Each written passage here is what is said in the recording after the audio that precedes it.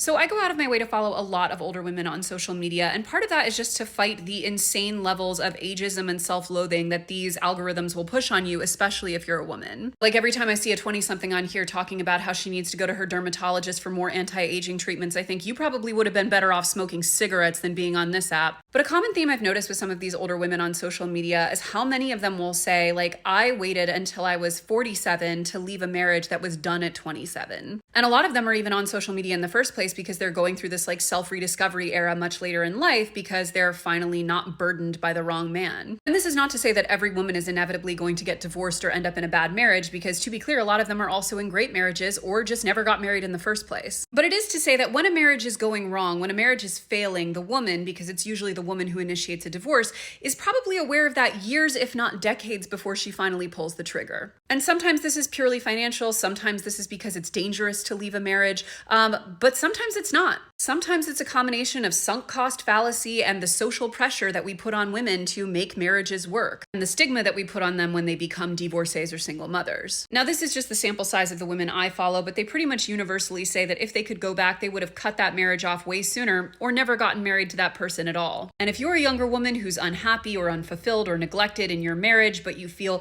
guilty or ashamed about potentially saying this isn't working and moving on, do not let society gaslight you into giving that man more of your youth. And start seeking out the wisdom of older women who lost decades to the sunk cost fallacy, because they'll tell you what's up.